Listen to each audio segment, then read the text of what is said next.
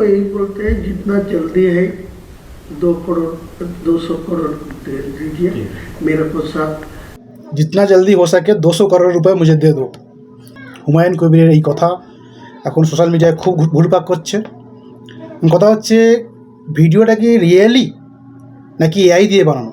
অনেকে এই যে একটা ফেসবুকের পোস্টে আমি দেখলাম যেখানে ভিডিওটা ভাইরাল হয়েছিল, সেখানে অনেকেই বলছে যে ভিডিওটা কি এআই দিয়ে বানানো।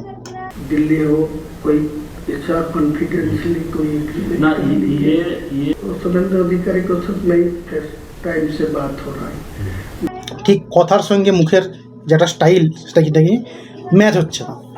কিন্তু অনেকে বলছে যে ভাই দেখো হুমায়ুন কবির একটা নতুন দল তৈরি করলো, ভোটের আগেই নতুন দল তৈরি করলো, নতুন দলটাকে নিয়ে এখন খুব মানে মাথায় পড়ে আছে। फर्स्ट टाइम सब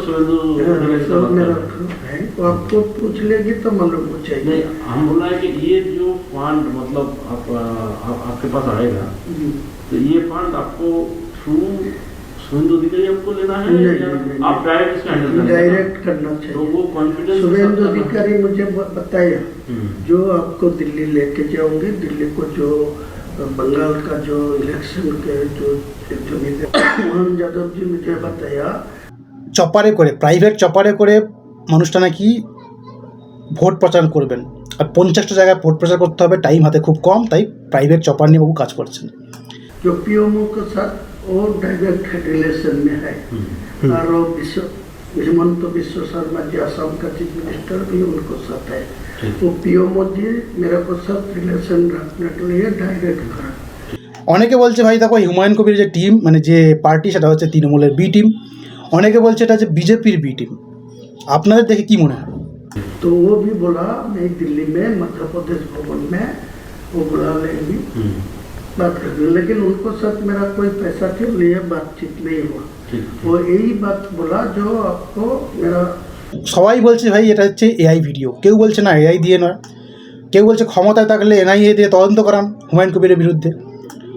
तो आप एक काम कीजिए, जहाँ पर भी आपको पैसे के लिए पूछा जाएगा यही अमाउंट ही बता दीजिए जी। वरना क्या होता है ना, मान लीजिए हम हाँ, ये amount होगा बताया, तो आपका तो हम लोग मतलब इमेज खराब आप तो जानते हैं, तो आप हर एक जगह में ना यही अमाउंट तो हम इसको ही प्रपोजल में हम लोग रखेंगे, ठीक है। और है दादा কেউ বলছে 1000 কোটি টাকা ঢেলে হুমায়ুনকে সামনে রেখে তৃণমূলকে হারানোর চেষ্টা। এবং মেন কথা কোনটা? কেউ বলছে আইপ্যাকদের তোলা ভিডিও, মানে কেউ বলছে যে তৃণমূল নাকি এই ভিডিওটা বানিয়েছে হুমায়ুন কবিরকে আর বিজেপিকে মাথা মানে নিচু করার জন্য। পিএমও নাকি হুমায়ুন কবিরের সাথে 1000 কোটি টাকা চুক্তি করেছে, সেই খবর কোথায়? প্রধানমন্ত্রীকে সম্মান বাঁচাতে হলে এবং সাহস থাকলে বিজেপি ভোটে প্রমাণ করুক। গদি মিডিয়া চেপে যাচ্ছে, ফেক খবর বলে উড়িয়ে দিলে সত্য ধরে নিতে হবে, কারণ এতে প্রধানমন্ত্রীর অফিসকে জড়ানো হয়েছে। এগুলো আমি ফেসবুকের কমেন্টগুলো পড়ছি, আপনাদের কি মনে হয়? তাহলে যা বোঝা গেল বাংলায় বাবরি মসজিদ বিজেপি বানাচ্ছিল। কেউ বলছে যে ডাবিংটা ভালো হয়নি, জেমিনি AI ব্যবহার করেছে। তো যদি এই মিথ্যা হয় তাহলে হুমায়ুন কবির তো কোর্টে যেতেই পারেন। কারণ হুমায়ুন কবির বলছে ভাই এটা আমার ভিডিও নয়, এটা হচ্ছে এআই দিয়ে বানানো। কারণ অনেকের কথা হচ্ছে ভাই দেখো সেই সারদার কথা মনে আছে, এটা হচ্ছে একটা সেই রকমই স্টিং অপারেশন। একটা কেউ হয়তো পকেটে ফোন রেখে সেটাকে হয়তো মানে স্টিং অপারেশন করছে। কেউ বলছে এই মালটা টিএমসির পোশাকের একটা দালাল, এটা হয়তো টিএমসি রেকর্ড করিয়েছে স্ক্রিপ্টেড, না হলে এতদিন কোথায় ছিল এই ভিডিওটা? এটা টিএমসির কথায় এমন বলে ভিডিও রেকর্ডিং করা হয়েছে। হুমায়ুন কবির যে বিজেপির ঘোড়া এটা সবাই জানতো, কিন্তু হাতে গরম করা একটা প্রমাণ দরকার ছিল, সেটা হয়ে গেল। যারা এআই করছেন তাদেরকে একটা কথা বলি, এটা রাজনৈতিক দল, একটা রাজনৈতিক দল কখনো এআই ভিডিও দেখিয়ে অন রেকর্ড সাংবাদিক সম্মেলন করতে পারে? দেশে তো আইন বলে একটা বস্তু আছে। কি মনে হয় ভিডিওটা দেখে? ভিডিওটা অরিজিনাল? আর এই মানুষটা কি সত্যিকারে কোনো ভোট পাবে? এবং ভোট পেলে কত ভোট পাবে? মুসলমানদের কত ভোট পাবে?